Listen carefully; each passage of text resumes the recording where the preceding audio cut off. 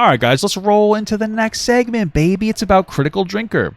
I used to watch Critical Drinker before I really was like a YouTube guy, okay? This was way before I made content here. But after I watched my first YouTube video, Charlotte Takes a Tumble, and I said to my partner at the time, this was 15 years ago, really. I said, is that your friend? And that's the history of Papa Gut on YouTube.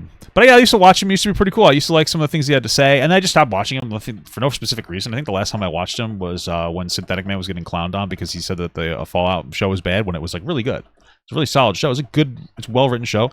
Critical Drinker said it was good too. And it's like, okay, cool. He seems to be reasonable still. I don't know. Some people say that he's too woke or something. Or too anti-woke. Maybe. I guess this video could maybe explore that, but I don't know, man. We'll find out. Let's just see what we got here. Oh, yeah, it's called Exposing the Grift. The Critical Drinker. I read it as Exposing the Girth. And that's a little dirty. But yeah, it's by the Birdman. So let's go. If you tell a lie big enough and keep repeating it, people will eventually come to believe it. Wow, I'll definitely do that. The come part. Ba-da-ba-ba. Is this playing? It is. Oh, it's just very long. The illusory Do I like the Warcraft movie? Yeah, it was pretty good. It was a terrible movie, but I liked it. truth effect is a phenomenon that was first detailed in a 1977 study. It's the inclination of people to believe false information after being exposed to that false information many times. Yeah. You get that anchor bias. You hear it first, also, and then you're like, that must be real because I heard it first. Doesn't necessarily mean it's true. Repeated exposure to lies caused the false information to feel familiar to the participants. In that study, they found out that the more familiar the information feels, the more likely that familiarity overpowers a person's rationality. That kind of makes sense, okay. In other words, the more you hear something, the more it feels right. Further studies showed that the illusory truth effect could even make people have false memories, and that people with names that were easier to pronounce were more readily believed by participants of the study. This is a powerful psychological tool that grifters employ on their audience, and its effects are... Do you think that they intentionally do that, or do you think that some of them just like kind of believe what they're saying? Because I feel like, that's basically the difference between misinformation versus disinformation. I don't think that like all people are necessarily grifting, even if they're dumb and wrong. Like I don't think Synthetic Man, since we wrenched, I don't think he's grifting. I think he's just a very stupid person with a victim complex, right? Seen every single day.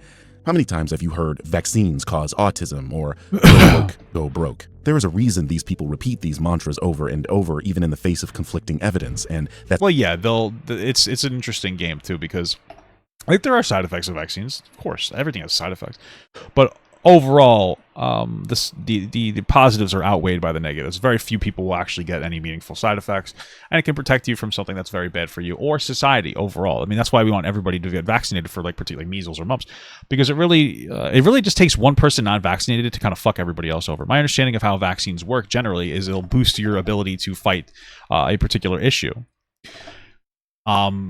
So it'll raise the bar of how powerful a virus or whatever it has to be to really get you sick. So if another kid, though, gets sick and they get here, the intensity of whatever's in them gets here, your other kid, even if they're vaccinated, will have a much higher likeliness to get sick. So, you want to make sure everybody gets vaccinated. It's generally safer than anything else. It's so funny because I actually just saw like a video today where some post today where people were complaining. They're like, my kid got vaccinated and now he's sick. And it's like, well, just so you know, usually you'll feel run down for like a week after you get a vaccination, right? Like the doctors will tell you that explicitly. Because I think you're putting like, and I don't know 100% how it works, but maybe you're putting like the dead virus in you to build an immunity against it so that you're safer. So like after I get flu shots, I feel a little run down for a day or two. That's just... We know that, right? But they're like, oh, my baby's... It's like, dude, shut the fuck up. Like the doctor tells you that you're going to feel a little run down for a bit. It's okay. You're not going to get fucking autism from it. Okay, if your kid is autistic, they were already autistic. Sorry, but that's the truth. That's because repeating false information makes it more likely to be believed. Here's a network graph of the phrase, go woke, go broke. Wow, that looks like my cum after my wife steps on my balls with stilettos on. Holy Jesus. On Twitter from August 2022 to February 2023. The blue represents left-leaning users, while the red represents right-leaning users. The irony of the shape formed by right-wingers isn't lost on me. A literal dickhead. Is it? No, I didn't see that. This brings me to... I didn't see that, and I love dickheads. The subject of this video. Will Jordan, a.k.a. The Critical Drinker. Tell me, how many times have you heard him say, "Go"? Message. Oh, I heard him say "go away" now a lot. What's the message? Up, everyone, it's your friendly neighborhood Birdman here. Today, that's Blanca. I'm going to question why people believe this grifter and show you precisely why you shouldn't. Okay. Let's see. What the fuck am I doing? Due to the kinds of people this video is sure to attract, I think I need to put my cards on the table. Firstly, I am not a political type. I rarely, if ever, bring up politics, and when I do, it's usually to make fun of them, left or right. For this behavior, I have been routinely called right-wing and left-wing by people who make politics their entire identity. My position is that political folk are mirror images of each other, participating in the Spider-Man meme, where they blame each other for doing exactly what they themselves are doing. I think that's a little reductionist, especially right now, because conservatives are certainly the biggest. I mean, I'm not saying progressives or Democrats are great, but I mean, we have literal Donald Trump who tried to circumvent the fucking peaceful transfer of power, but it doesn't matter. Something the drinker is heavily guilty of. What the fuck do I do here? It's silly to adhere to political sides because at some point in time, you're going to have to defend nonsense to maintain the integrity of being on that side. The only side I'm on is reason, logic, facts. I mean, yeah, that is going to be true. If you're on a particular side, some people are going to be completely embraced by audience capture, and they're just going to continue to say whatever they feel like they need to say for money, and that's going to tarnish their credibility. Science and math. So believe me, when I criticize this very obviously right-wing chud, I'm doing so out of the spirit. What the fuck is a chud? I don't understand that. I hear people say that every once in a while. What the fuck is a chud? And integrity of unbiased media discourse, which is something I care about deeply. Less important, but still worth a mention, I'm not doing this out of jealousy or an attempt to clout chase. I've been calling out a much bigger YouTuber for nearly 7 years. For me, this is simply— Who's that? Who's the bigger YouTuber? Is it on the screen? Calling out another bad critic. That out of the way, it's difficult to know where to even start with this guy. He is absolutely— I'm not trying to be an asshole.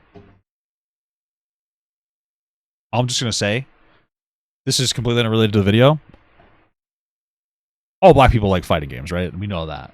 So if I was a black content creator, I'd probably make my PFP or whatever you call it a fighting game character.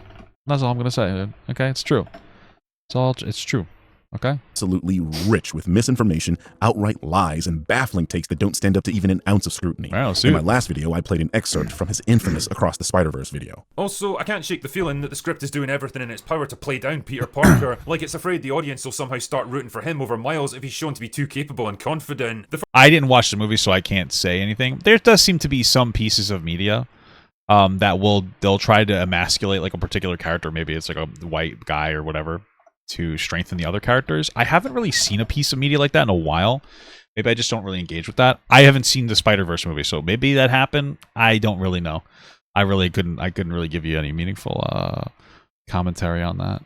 The first movie portrayed him as an aging, burned-out loser who only redeems himself at the end, while the second film morphs him into a bumbling, hapless father in a pink bathrobe who for some reason keeps taking his baby along on life-threatening adventures, despite having a perfectly capable mother at home to look after it. Is this some weird attempt to mock and belittle the Spider-Man that most people know and love? I mean, maybe. Or it might just be a silly little meme that they're having. I mean, I don't know if it's that deep. Was the character hated? Who incidentally just happens to be the only straight white man in the entire movie? I don't know, man. It just kind of leaves a sour taste in my mouth, that's all. Listen, it's possible. My first reaction is that like he's kind of looking for it. You know, you're kind of looking for it a little bit. You know, I don't know. You know, in general, regardless of whatever identity you are, I think that whether you're like white or black or straight or fat or whatever, I think that there's it's okay to acknowledge problems that might be associated with whatever identity you have, but there are some people who victimize themselves, and like when I see people that are fat go, oh, this person treated me differently because I'm fat, and like in every scenario, regardless of what's going on, or when I see a black person do that or a gay person do that, I typically, my first response is to cringe a little bit. It's like, maybe you're just kind of an asshole in that situation. Like maybe it has nothing to do with your skin color. And this could be that. Maybe they just decided that they're going to go with a different character, Miles Morales, some black kid, cool stuff, different Spider-Man, which by the way is what a lot of people are asking for. Like, hey, don't race swap, make a new character. So kind of clicks that box in a positive way. And maybe they just wanted to like, oh, let's put Peter Parker in it, but let's have him be a silly goose. And maybe the critical drinker's thinking too much terminally online, really, from the lens of like, oh, look, another white character emasculated. But it's like, maybe it is. I don't know. I didn't see it. I haven't seen it. I'm not going to watch it probably. But I don't think it's usually that deep. But again, I could be wrong. The first thing you'll notice if you've seen that movie is that he's just blatantly incorrect. Peter B. Parker is not the only straight white male in the film. In fact, there are many of them, quite a few of them variants of Peter Parker himself. More importantly, there is a prominent supporting character that is the motivation for Spider-Gwen's entire arc in the film, Captain Stacy. The next issue you might see is the claim that Peter... Yeah, but maybe he likes to go to Home Depot and get fucking blown under, and through the bathroom stalls with a glory hole. You don't know, dude. You don't know his life. Come on, bro. ...is being irresponsible by bringing his daughter on, and I quote, life-threatening adventures despite having a perfectly capable mother at home. Again, if you've watched this movie, you'd know that Peter's presence in the film was entirely to be a familiar face for Miles and to help him accept his canon event, not go on a life-threatening adventure. You're the reason I had her, okay? I thought that if I did a decent job raising her, that there was a chance she was gonna turn out like you. Oh. And that got me excited because you are a wonderful person, and I like being around you. Moreover, May Parker gay has superpowers, and her dad would likely be the only one in the relationship physically capable of corralling the clearly energetic child. What's more is he brought her to probably the safest environment she could lesbian. Sorry. possibly be. A hub with a million other superheroes. The less obvious observation. I don't know if that's the safest, but don't you guys? Here's the thing. When I was growing up, I would always be like, I wish I had superpowers. I would use them the right way. I'd be like Superman. Now I'm like, you know what? It's a good thing God didn't give me superpowers. You know what I mean? Because I would have thought I was doing the right thing. But it's like, damn, like a 13-year-old me with the ability to freeze time. What do you think I'd be doing with that power? I'm just saying what they're all thinking. Is that Will is a race baiter. The Spider-Verse films, while featuring a black protagonist, do not contain the themes of race relations. The more astute of you will then ask, well, why even bring that up at all? And therein lies the problem. Will's goal with many of his film reviews is to galvanize his mostly male, mostly white, and mostly straight audience around the idea that they are being attacked for being those three things. Maybe. It's totally possible that he's like intentionally grifting. It's also possible that maybe he like actually believes this. I know what it's like in general to kind of succumb to the online fucking brain rot. And so like maybe he's just become brain rotted. Maybe he's become brain rotted and he like thinks that he's like this fucking perpetual victim. Where he's not. I don't really know. I couldn't tell you, but it's perfectly possible, I think. And it doesn't mean that all of his takes are necessarily bad. I might be a little biased because I used to watch him, right? So I might be being more charitable because of that. But it's possible. Do this often enough, and the audience will begin to believe it. Hence, that atrocious reading of Across the Spider-Verse. But it gets even better. Here he is doing the same thing to the Batman. There seems to be a bit of a debate going on about whether or not this movie is woke, mainly because of the Batman. I thought the movie was pretty good. I thought the Catwoman's character was kind of cringe from what I remember. I don't remember all the specifics, but I thought it was pretty decent. You know what's funny, though, to me at least, when it comes to the Batman movies? If you guys have ever read the comics, and I used to read the comics, what's so funny is that like in every comic, Batman will show up. It's especially newer titles. He'll show up to kind of give a little bit of energy to that comic. Because there are some people who like Batman who will read something just because Batman's in it, even if it's just one issue. And so I was thinking about this yesterday because we watched Blue Beetle. And I'm just like, what if Robert Pattinson's Batman kind of just like showed up? And it's like, he wouldn't have the same aura. He would not have the same aura as like as like Batman from the comics. Yeah, so I feel like they got to find a good aura Batman. I feel like that would be a good idea. The demographics of certain characters. And to be fair, there is a bit of evidence to support this claim. If I was a cynical man, I'd say it's kind of interesting that the rich, corrupt scumbags targeted by the Riddler all happen to be straight, white, middle-aged men. But hey, I guess that's just a total coincidence. Oh, I didn't even put those two things together when I watched that movie. It seems like a little bit of an instance of kind of terminal online brain there, bud. Seriously, what the fuck does this movie have to do with race? He has straight white men in his mouth so often, you'd think he was an escort. If he applied even a little of that gray matter, maybe he'd come to the conclusion that most rich people in our society tend to be white men. The Riddler based alert was going after police officers and politicians, and again in our I was upset that they didn't have the Jonkler in that. That would have really... I'm not reading that fucking $5, brother. I keep telling you, stop donating the same $5 for the Myron meme. I love you, but stop. Thank you for the one month small gun from Meet the Deli. The Deli. Hey, Pop, just want to say you're awesome. I love you. I love you too, man. I appreciate that. Thank you so much. Society, they tend to be white. What Drinker is asking for here is diversity, but only amongst the villains of the film. Moreover... Well, listen, I understand the general sentiment. The general sentiment is like, hey, why do the bad guys always have to, like, I don't think you always have to make the bad guys white kind of a thing. It can happen sometimes, I guess. Not necessarily. I mean, I was watching the Blue Beetle yesterday, which was okay. And I guess there was no, like, good white guys. I mean, I didn't really care, but I noticed it. I'm like, oh, okay. But I love George Lopez. So it was pretty cool. So I guess maybe I have a little bit of that me too. It's not that big of a deal. Like, I'm not, like, shitting my pants over it. The movie wasn't too bad. It could have had that. It could have been explored a little bit better. Some cringe moments, but I think it's like partially a kids movie. You know what I mean? So, I think that's part of it. You know, they had Guillermo in it. From that was good. I like Guillermo from Within the Shadows or whatever the fuck it's called. So that's cool. What he's conveniently leaving out is Riddler also attempted to assassinate the mayor-elect, a black woman. If all this wasn't baffling enough, he himself states this film... Well, I think his idea is that like there's a justifier in those rich guys being bad guys. And was the mayor a bad person in that movie? I don't really remember.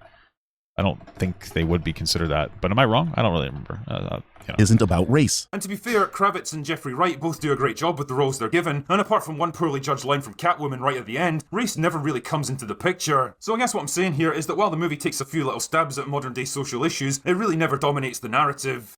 Does he even hear himself? I mean, it sounds like reasonable commentary, you know, maybe a little anti-woke brained, but it doesn't sound that bad. He's like, oh, I noticed a couple of things in there, but it doesn't really ruin the movie. I don't think it's that bad. Am I too online brained? Listen to this incredible leap in logic for Godzilla vs. Kong. And oh look, Kong's been abducted from his homeland and taken across the ocean to America in chains. I mean... Oh no. Oh no. I didn't see this movie, but no, why would you go in this direction? No.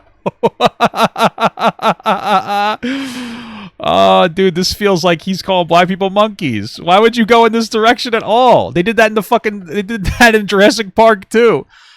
Literally, I think it was Jurassic Park 2. Or maybe it was Jurassic Park 3. But you understand my point. What the fuck? I mean, there's on-the-nose writing, and then there's next-level stuff like this. No! He's fucking insane. I wonder who you're supposed to sympathize with here. What? Yes, Drinker just called African slaves apes and tried to frame it as the screenwriters doing so. That, my children, is what me and the English-speaking world call... That's wild work, brother. You can't even justify that, bro. I was with him on the last one. I'm like, I can kind of see a little... This one was fucking demented. That's fucking insane. Did he think about what he just said? Projection. And like almost every observation this guy makes, it's crazy. Hilariously wrong. They're not even taking Kong to America. They're going to Antarctica in this scene. So not Well, is it? Which one is America? Oh, Alaska. Okay, sorry. Only did he get the scene wrong, he saw racial themes in a film where there are none because his brain immediately goes to black people when he sees an ape in chains. Now, I'm not going to lie. I might have made the joke to myself or any other person in my vicinity that would have enjoyed my racist humor. But I wouldn't have taken it seriously. You know what I mean? And made that a whole thing. That's demonic work there, bud. That's demonic work. That's fucking crazy. In my last video, I showed a tweet by Drinker that I thought made it painfully obvious what... If modern entertainment was a single image, what does that mean? I've seen some people like criticizing the Minecraft movie, and it's like, it's cringe as fuck. I don't know how you would make the Minecraft movie not cringe, but, you know, Jason Momoa, I don't think he's that great of an actor, frankly. I tried to watch some show that he was in where he was like indigenous or something. It was just, he's a terrible actor, in my opinion. But this girl, I like her from Orange is the New Black. So, you know, it's so funny because, like, here's the claim. There's some people are upset with like forced diversity, which I get it. You know, I like to have some white characters too, to feel white. That's why I like Viking stuff. Okay, because I'm a rapist. No, that was a bad joke. That was a terrible joke. It was a terrible joke. Because I'm a white guy, so I like to be able to identify with that. You know what I mean? I got some German blood in me, so I got some Scandinavian in me. God damn, I think before I speak, because I was joking off the fucking walls. I'm on a fucking tear today. I'm on myself. Jesus Christ. Anyway, but one of the claims is like, hey, add a good black person into stuff. Right? Samuel L. Jackson. She's a good actress. You know what I mean? So if you're going to add diversity into something, just make sure it's a good actress. I like her. She's cool. That's it. You know, so she's cool. Jason Momoa, I think he kind of stinks, but you know what? Whatever. And then Jack Black, another black person in the movie. Can't go wrong. What his positions on black people in the media were. What I didn't account for was the insane mental gymnastics people would perform in order to deny that his post was racist in nature. So here's a tweet from a different person. If you're Is it supposed to? Well, that's Nick Fuentes. You're never going to get non-racism from that. unfamiliar, Is it I mean, I guess it would kind of be considered racist. I think it's just like so woke-brained. this person is Nick Fuentes, a proud white supremacist. Should have been completely animated. Yeah, but like, how do you get star power in an animated movie like that? You know what I mean? Because ultimately, they're trying to make money off of the movie. I kind of get it. You know what I mean? Like, it's one of those cringe, like, 90s we're going into the video game kind of movie. Sounds contradictory, I know, what with being a Mexican and having a name like Fuentes while being a white supremacist, but no one ever said white supremacists were intelligent. The point is, doesn't this tweet seem Hey, don't make fun of me. be placing emphasis on a specific character in the Minecraft movie? Yeah, they should be putting emphasis on Jason Momoa. He's fucking terrible. I mean, now that I've told you this person is a white supremacist, it's obvious what his issue is, isn't it? So I'll ask again.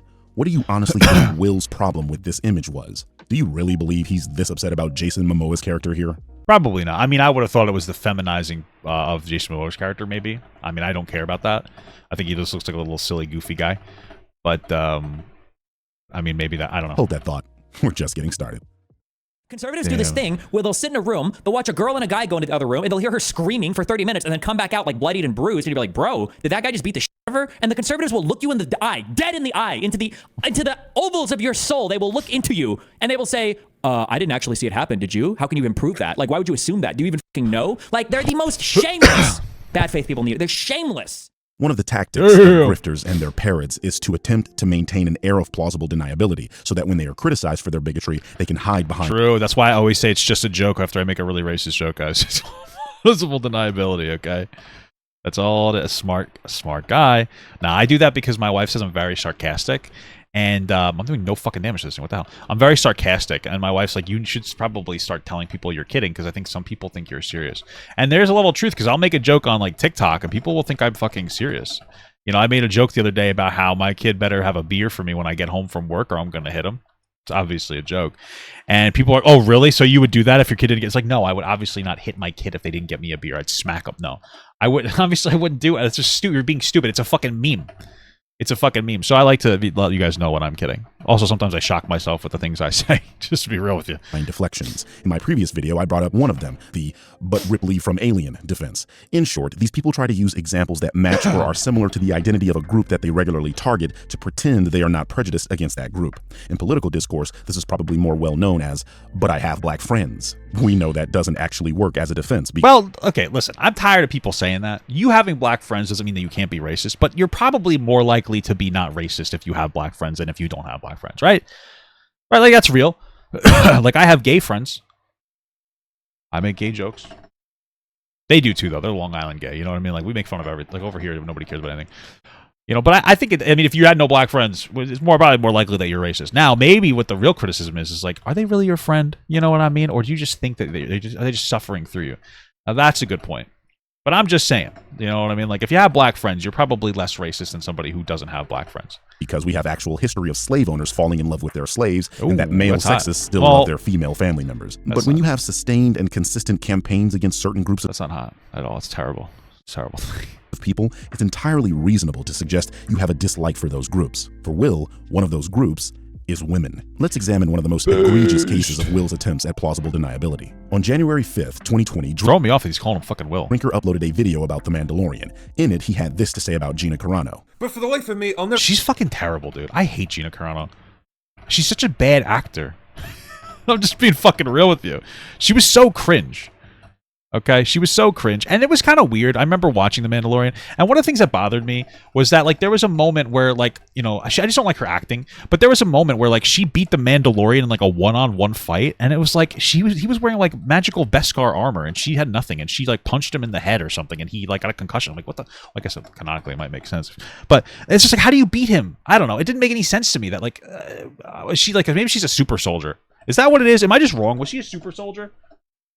I don't know. Never understand why they cast Gina Carano. I mean, she's big and burly, and she obviously knows what she's doing when it comes to the fight scenes, but she's a fucking cage fighter, not an actor. Watching her trying to emote is almost as painful as watching Brie Larson trying to be funny. That's good criticism. Oh well, it could have been worse. They could have cast Ronda Rousey. Pretty obvious he dislikes this person and thinks she shouldn't be an actor. Well, yeah, because she's a bad actress. Fair enough. However, later that year, Gina got into a string of spats on Twitter that had her facing accusations of racism and bigotry. Because she's a fucking idiot. That was when she said something along the lines of like, what was it, like conservatives. Modern day conservatives are like the Jews in the Holocaust. It was so stupid. Personally, I don't think she should have lost her job for that. I think it's okay to be a wildly stupid fuck. But like, whatever, man. You said some dumbass shit, so and she was subsequently fired by Disney. Then, a few months later, Drinker makes a video about Gina so embarrassing, you just have to hear it to believe it. Gather round, dear viewer, as I tell you a tale. It's the tale of a woman who stood tall in the face of jealousy, cowardice, hatred, and vengeance, and dared to utter a single word. No. It's the story of the girl who wouldn't back down. She It's real? fought and won many battles and earned herself great acclaim. But the young woman had her eyes set on a higher goal, and eventually she gave up her life of fighting, travelling instead to the great kingdom of Hollywood to seek fame and glory as an actor instead. And as it turns out, her long years of training and fighting served her well, and soon she was chosen for many roles on the silver screen. Her triumph was cemented when the king and queen chose her to play a soldier, fighting. Is this like real? Is he unironically saying all this? She's a terrible actress. What the fuck? Thank you for the small gut from Gilbert TF. I appreciate you, brother. Is he being serious right now? She's fucking terrible. She's dog shit. What? Amongst the stars themselves. Oh, her no. fame was growing fast, but sadly, so was her list of enemies. This is a flip-flop so insane. She's a fucking garbage fucking actress. What the hell is this guy doodling about here? What the fuck? It could put Crocs and Birkenstock out of business. And this isn't even the only video he's made about her. Listen to this nonsense. One of the problems with hiring strong independent women to work at your company, instead of the usual assemblage of soft, entitled, like-minded corporate drones that have never had an original thought in their entire lives, is that they don't always think, say, or do the things that you want them to. Case in point, Gina Carano, a former women's MMA fighter turned actor who was brought in to play Cara Dune on The Mandalorian, and at first, all seemed well. The show was a success and Carano's character soon became a fan favourite. Wow, what a cock. All right, well, I mean, this guy's kind of selling me a little bit here. You know, I mean, dude, really? She was terrible. I maintained that forever. You're gonna change that because she got fired for being a stupid fuck? She's just being an idiot? Unfortunately, she began to ruffle feathers behind the scenes at Disney Lucasfilm by refusing to spout the same politically acceptable talking points. We need to clean up the election process so we are not left feeling the way we do today. Put laws in place to protect us against voter fraud. Investigate every state. Film. This is all voter ID stuff, and that's fine. Like, you want to do that. This isn't what got her fired, though. What got her fired is that she compared fucking modern conservatives to Jews. She's a fucking idiot. Points as everyone else at the company, and even dared to express some conservative political views at times. He spoke about this person like she was a dog, outright saying she can't even act, but as soon as she spouts nonsense and conspiracy theories and gets fired for her troubles, he's writing poems and puff pieces. But for the life of me, I'll never understand why they cast Gina Carano. I mean, she's big and burly, and she obviously knows what she's doing when it comes to the fight scenes, but she's a fucking cage fighter, not an actor. Watching her trying to emote is... Well, here's the question. Did she make an OnlyFans? Because then I can understand the shift. Then he might have just started gooning a little too hard, close to the sun, you know what I'm saying? Almost as painful as watching Brie Larson trying to be funny. This man is shameless. If it isn't obvious by now, he has a clear political agenda, and this colors his work. Before he knew she shared political opinions that align with his grift, she was a girl boss, only here to promote Kathleen Kennedy's woke agenda, and shouldn't have even been cast. But now, she's a shield he can use to deflect criticism about she's just a bad actress, bro. His obvious disdain for strong female characters. You know, look over here and pay no attention to the man behind the curtain. I don't really think that she was necessarily a strong... I mean, his original commentary on her was solid. You know, that she's like not a good actress, but he understands why they hired her because she's a big, burly person. It's actually reasonable criticism. The second one was fucking dumb as hell. Who are you? Speaking of agendas, the Barbie movie and his subsequent analysis evaporated any hope I had. Oh, I liked the Barbie movie. It was pretty good. It was a little cringe sometimes, but I thought it was so funny. I thought it was good. I thought it was decent. I did like a video on it on my other channel with my wife. This is pretty solid stuff. Left for this man's intent. I think we all collectively understood that America Ferrera's speech was extraordinarily cringe. But outside that, the movie was pretty fun. It was decent. The message was fine. It was pretty good. Integrity. Listen to how he sums up the marketing of the film and then his reading of the actual film's release. Now, before I dive into this review properly, I'd like to take a moment to acknowledge the hard work and genius PR campaign of the Warner Brothers marketing department. You guys really pulled off a miracle with this one, successfully duping all of us, including me, into believing that Barbie was going to be just another colourful, light-hearted, easygoing family comedy with some cheeky self-aware humour, ironic meta-gags, and probably capped off with a blandly inoffensive female empowerment message about girls learning the value of their own potential. What none of us expected was 114 minutes of spiteful, bitter, mean-spirited, borderline unhinged hatred of men and everything even vaguely associated with them. I didn't really catch that, to be honest with you. Like, again, maybe parts of it were a little preachy, I guess. I haven't seen the movie in a while, so I can't tell you the specifics. I don't remember everything that happens to me, okay? But I remember getting out of there. I was like, oh, this was a fun movie that had a couple of cringe moments. I didn't really feel like it was overly fucking obnoxiously like woke. So yeah. Barbie is like the deformed, mutated rage child of Captain Marvel, Ghostbusters 2016, and She-Hulk. It is pure brain cancer in movie form, and I was genuinely shocked by the sheer, undisguised contempt this film has towards 50% of the human population. Besides the fact 49% technically. that this is one of the Maybe, I don't really know. most hyperbolic, nonsensical summations of this movie, how could he have possibly come to that conclusion for the film's marketing? It was plainly obvious that Margot's Barbie was the main character and that she would face an existential crisis. Do you guys ever think about dying? On top of Typical woman, am I right, guys? Thinking about dying? Women always say that shit. that, they show Barbie's feet going flat, suggesting that the film would be clearly feminist in nature, as feminists have been arguing against heels for I mean, like, yeah, I mean, it's obviously gonna have some fucking feminist shit in it. decades. The marketing material also shows Barbie entering the real world and experiencing sexual assault, and I can only conclude that Drinker's media literacy is questionable at best. To Oh yeah, she got sexually harassed. Yeah, that was. belabor this point, he's been caught changing the titles of his videos after a media property releases to Drunken Chasers, why nobody cares about the House of the Dragon. I don't care about the House of the Dragon because Game of Thrones ended so fucking poorly that I can't care about the media the media form anymore, or I can't care about that IP anymore. It's just so fucking bad. Drinker's Choice House of the Dragon trailer breakdown. Oh, I guess he decided to dial it down if he got a little criticism. hide his terrible perception of marketing material. All that wasn't enough to prove that Mr. Jordan has the integrity of a sandcastle. Here's something that was brought to my attention. On one of Drinker's live Oh, I get it. It took me a second to understand what he's talking about, but that makes sense because there's not a lot of structural integrity in a sandcastle. Okay. streams, he attributed a false quote to Isabella Merced about the failure of Madame Web. Some of the stars of the film have got theories about why that is, and one of them is right here. Isabella Merced? Is that the word? Merced? Sure. Yeah. She said it failed for one simple reason. For the same reason that the Marvels or Bird of Prey failed, because the male audience still hides a deep contempt for everything that is starring strong, independent women. Oh, God. The truth is the truth, I guess. Sure. I mean, that's definitely the reason Birds of Prey failed and the Marvels. It wasn't because they were bad films that no one wanted. For sure. Isabella was, of course, inundated with hate from parrots that took these quotes at face value because why would grifters lie to them? She then had to come out and deny these clearly false Well, I don't really know, but I heard the Madam, from what I've seen, and I didn't watch the Madam Web movie. It doesn't seem particularly interesting. Maybe it was just not hitting because it wasn't like an IP people were really desperate for.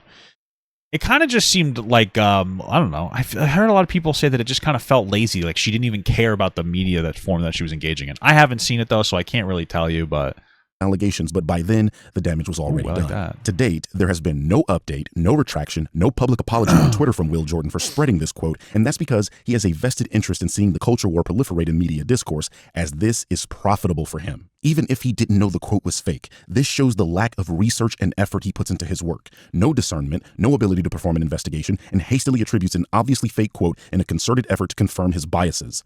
Why would you take anything he says seriously at this point?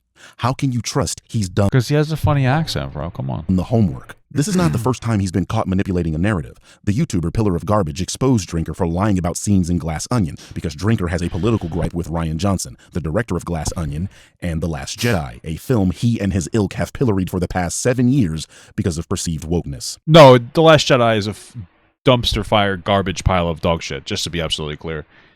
Wait, which one is The Last Jedi specifically? That's not, let's see. Was it the 7th, 8th, or 8th or 9th? I think it's the 8th. The reality, The Force Awakens is 7. 8 is Last Jedi. Yep, I was right. And 9 was Rise of Skywalker. Yeah, no, just to be clear, there's no perception. It was a horrible dog shit movie. So 7 was okay. Like, it had a little bit of Mary Sue in it. It was a little frustrating. The actors were all great. I love Adam Driver. Daisy Ridley was solid. The black guy was cool too. Actually, I liked him a lot. I wanted them to do more with his character. His name is John Boyega, okay? But like what really pissed me off was really at the end when she, like, you know, it's a little weird that she was on this desert planet, and like you could say the minor criticism, like she knew how to swim and fly the Millennium Falcon really well, which are criticisms that I have, but it's not that big of a deal. The biggest one that bothered me was how they neutered Kylo Ren's character at the end. He was obviously injured and then fought, Daisy Ridley's character or whatever. And then he lost, and then like the mountain split or whatever, and then they were disconnected. So it didn't matter who lost to push the movie forward necessarily. From the perspective, like she could have lost and she wouldn't have died. But it neutered his character. The only way that she should have been able to stand up to him was because he was shot and injured. But she beats him. And it's like, okay, that's frustrating. Moving forward from there, it could have still been a solid movie. But in 8, they kill everybody's storylines. They kill the Snoke or whatever, the big bad idiot fucking random guy that they put in there. So they kill that storyline. They kill Finn's character that like was supposed to be his, 3-story arc. They kind of just kill everybody's character. They do the Force Ghost with Luke Skywalker. It's fucking boring. Like, it was bad. Like, the movie was shit. It was, and the 8th was so horrible. It was unredeemably bad. So, yeah, man, it's unfortunate. And then they had to bring back Palpatine. They basically, the third movie was just, like, desperately trying to figure something out. It was really just trying to do its best to actually be a movie. They had to basically restart everything. So, like, yeah, I don't know if you want to contribute to wokeness, or I don't really care about that, but it was not good. It was pretty bad, so. Here's a clip. The example Drinky gives for Rian Johnson. Star Wars always had a Mary Sue character. Luke, by definition, is Mary Sue by the first bit. You really think that he's a Mary Sue?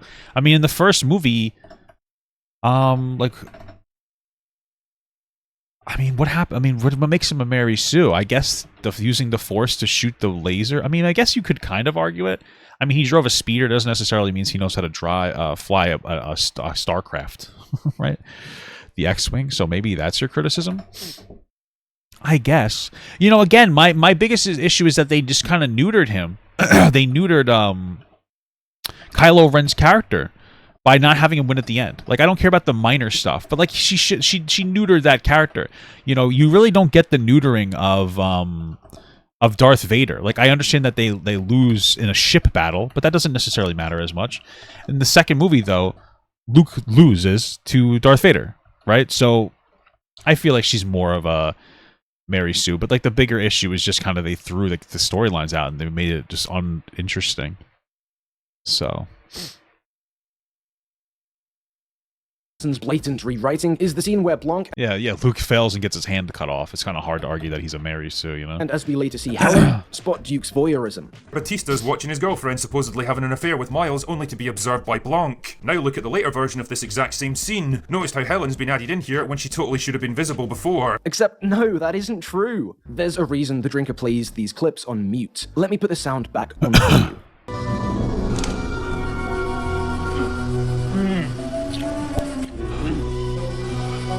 I have no idea what's happening right now. That was the first time we see this. There's a close shot of Duke, then we hear the twig snap, and then we pull back to a shot revealing Blanc. Here's the scene as we're shown it later on.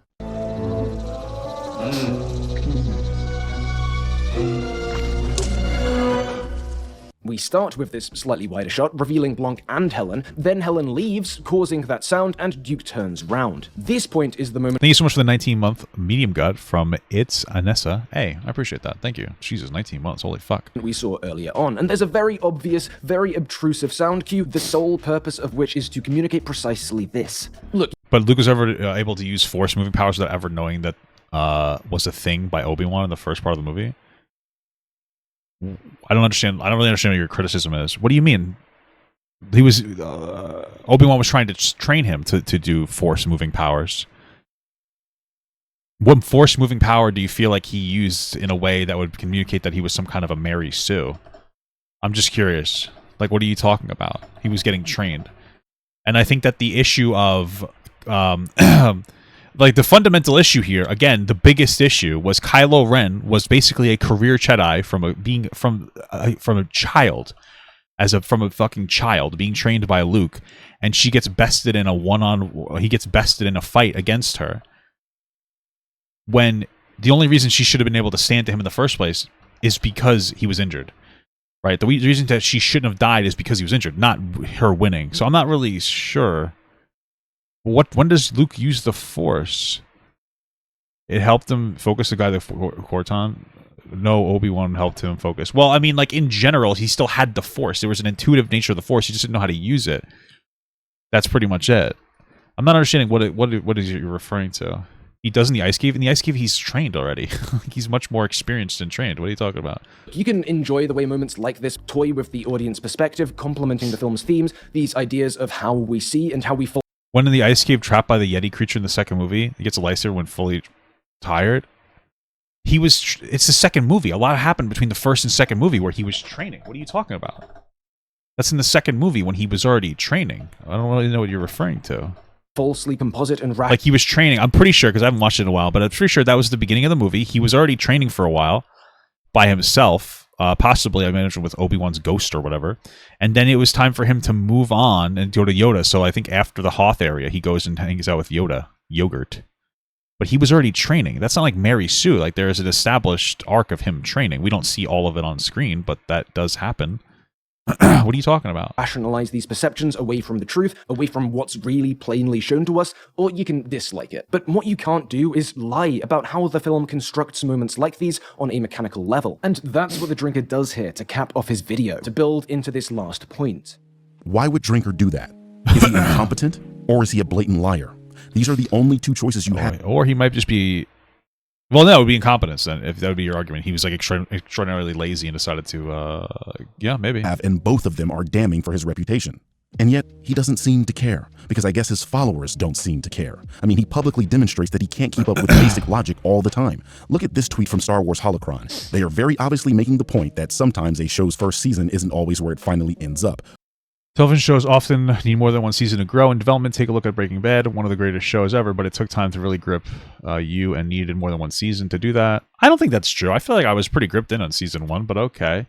The same is for Clone Wars. I didn't watch Clone Wars season 1 and it had a number of rough places, but with time it grew to one of the most compelling Star Wars stories of all time. The shame the Acolyte wasn't given the same opportunity. I don't know. I haven't watched The Acolyte. I heard about some lesbian scene and then I was like, damn, I should watch that and jerk off to it. But then I tried to and it wasn't hot. So just kidding. There's such an oversaturation of Star Wars stuff. Like I wasn't a huge fan of like Boba Fett. Mandalorian was okay. It didn't really resonate with me too much. And then I love Obi-Wan Kenobi and the Obi-Wan story didn't resonate with me either. And I was just like after that, I was kind of done with it. I just haven't really been able to get into Star Wars movie. I feel like there's just a drastic oversaturation of the movies to the point where it's like not interesting to engage with anymore. And like that was my that's kind of where I'm at, I guess. So yeah, I mean maybe it was good, I don't know. With a couple examples, including the Clone Wars and Breaking Bad. But that's fair. Like, hey, our first season might suck, but when Will saw this, I mean, how do you fail? Something you're not seriously comparing Acolyte to Breaking Bad. Well, I think that they're okay. At understanding the point this hard. This is one of two things. He either understands the point being made, but is attempting to misrepresent the point to, again, galvanize an already volatile audience against a contentious product, thereby sending his parrots to harass this account, which actually fucking happened, or he doesn't understand the purpose of an analogy. Stupid people do this all the time. You'll say, well, fish swim and Olympic sprinters run, with the underlying logic being how they locomote, and the stupidest person you know will say, did you just compare a fish to an Olympian? And this is exactly why analogies are on IQ tests. But I'm willing to... I mean, I think that you can be like, oh, I don't think... Because I feel like the season 1 of Breaking Bad was really compelling. No, I haven't watched Andor. I heard it was good, but I just don't have it in me, man. You know? Be charitable to Will and suggest it's the former, that he knows the point that's being made, but is misrepresenting it to fit the narrative he's trying to push. I mean, the alternative is to suggest he's low IQ. And I would never do that. Okay. His Twitter alone is an embarrassment of narrative pushes, from platform-boosting known anti-black racists like Kang Min Lee to even I don't know who the fuck that is. Talking. I mean, Twitter is basically just racism. Because he perceives them to be left-wing, I guess? I don't know. That last one was just amusing to me. I mean, they literally compared Breaking Bad to The Acolyte, right? Yeah, I mean, you could probably say that this is one of the weaker criticisms of the show, of this video, I guess. But for me, I think that the fundamental criticism was just like, hey, some shows take a while to get off the ground and start being good. And that's like an acknowledgement that Acolyte apparently is not very good, but that like some shows need a little bit of time. Like I guess Star Wars Clone Wars wasn't great at first, and like Breaking Bad took some time to get into. My criticism was be like, I feel like Breaking Bad was solid. Like I feel like it was good from season 1. I was like fucking hooked onto that show. So I don't, that's what he's saying. He's not saying that this show is as good. He's just saying like, oh, this might, and then again, your criticism could be like, oh, I don't think that that's true. But yeah. So I bring you back to this tweet. What do you honestly think he's saying here? I don't know. He's a fucking idiot. Anytime he sees a black person, he thinks everything's woke and he cries about it. Far, we've demonstrated he will lie or manipulate a narrative, use a member of a group that he regularly targets as a form of plausible deniability, that he clearly has issues with minority groups, and that he perceives women who doesn't sorry being in these roles to be a political push. Which of the humans in this image fits all that criteria? What this person does is not honest critique. He looks for ways he can jimmy in alt-right political talking points under the guise of being a movie reviewer. And I know his fan base doesn't want to believe that he is prejudiced against minority groups, but after everything you've seen here... You know, here's my thing. Well, maybe he is. I don't know. Wait, what the fuck? Somebody's dead? What the hell? I mean, he might be prejudiced against minority groups. I think that he is like woke brain, but I guess that's what kind of happens. You get woke brain and you start to like hate people. I don't know. If you're an honest person, you're at the very least asking questions. Why would he bring up conversations about race in films where that isn't the focus? Why would he lie and manipulate footage of a film made by a person that he politically disagrees with? Why is he spreading misinformation about a woman and attributing political positions to her? What does any of this have to do with film? I guess he's making some solid points, man. I hate to agree with the black guy. No, okay. That's enough. We're doing one more racist jokes in this fucking video.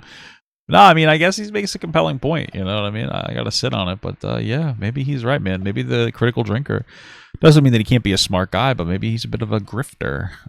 Maybe he's a bit of a sussy little bitch. I don't know, man. This is because he's not a film reviewer. He's a political ideologue that complains almost exclusively about mainstream media to push rhetoric. In fact, you'll never see him talking about or promoting anything that's not mainstream unless it's an attempt at a narrative push. So yeah, he'll talk about Squid Game or Kingdom because they're mainstream, but do any of you believe he cares about Korean media at all? Because Korean women are probably some of the most feminist on earth, to the point that it heavily contributes to their birth rate decline and the swath of strong female protagonists that permeate Korean media properties? He has no idea, because he can only regurgitate talking points against what's in the mainstream, because you can't grift on things people don't know about. This is why his review for season 4 of The Boys is what it is. He admits what was wrong with season 4 of The Boys? It was pretty good. What's wrong with the season of The Boys? he hasn't even watched it, yet claims it has destroyed its audience. His source, why? Being the audience score on Rotten Tomatoes. I mean, like, realistically speaking, the newest season definitely had like a Trump undertone. But what's so, in my opinion, Homelander's still kind of a likable character. They still give him a justifier for why he does what he does. They still, to some degree, humanize him. Right? They do. I mean, there's a whole episode that, and I don't want to ruin it for anybody, but there's a whole episode that focuses on his past, and it's like kind of why there's a lack of humanity in him. So if it was, Homelander was never a good character. Or, excuse me, he was a great character. He's never a good person. He's always a piece of shit. Right? But, like, they still add a humanity to him. You still go like, oh, I understand why he's like the way that he is. They do. No, they do. There's a whole episode about how, like, he used to get basically fucking tortured. So I feel like, yeah, there are some elements that are, like, a little Trump adjacent. I'm not going to lie. But it was still overall solid, and it worked with the character. So, So, it was off to Rotten Tomatoes for me to check out the reviews. Not the critic reviews, of course, because nobody in their right mind gives a shit what those fucking shills have got to say about anything anymore. I'm talking about the audience reviews, which is the only semi-reliable barometer for quality these days, and oh. Besides the fact that TV show reviews on Rotten Tomatoes aren't verified, meaning they are subject to review bombs, why doesn't he keep the same energy with, I don't know, The Marvels, Black Widow, or Quantumania, movies that have pretty good audience scores? Seems like Drinker is the living embodiment of this meme, doesn't it? Of course, he'll never come out and say, I don't want to see black people in lead roles, or I'm tired of female protagonists, like The Quartering stupidly did. It's because being that he's well, I guess at least he's honest. Selling something, but now he just does weird shit like defend Dr. Disrespect like a fuck. He has something to lose, so he has to communicate in dog whistles to maintain the facade of plausible deniability. And Will, I know you're watching, so let me finally address you directly. Ooh, what if he's not, though? Like, what if that would be kind of embarrassing for you, huh? Reviews are not your personal soapbox to air out your grievances with minority groups and those that advocate for them. Again, I don't think it started. I mean, I don't think he started as like a racist guy, because I used to watch him and he seemed pretty solid. I think he got mentally roped into it. I think that he became terminally online.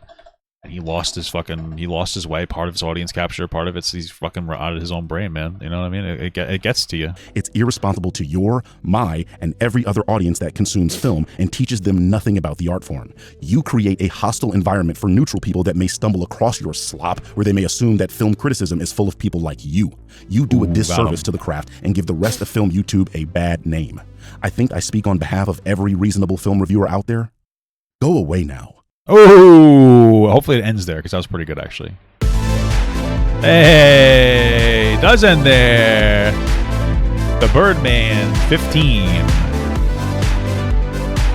All right. I mean, that was pretty good, man. That was a pretty solid video. I mean, it definitely a little illuminating for Critical Drinker. Not super surprised, especially for somebody who uses Twitter. You know what I mean? Like, Twitter's a fucking, it's an interesting platform. full of just a bunch of constant fucking barrages of hate. And I'll say, man, like I've fallen victim to it a little bit sometimes. So that's why I had to delete the app. I'm like, God damn, I'm starting to become a little bit prejudiced and like it's fucking crazy. Not gonna lie. I'm like, I gotta delete this thing. It's just fucking rotting my goddamn brain. I'm feeling like a fucking scumbag now. So yeah, man. I mean, that's what the app is. Fucking crazy. Crayons. Some people like to call it crayons. I like to call it that. But yeah, man, good video.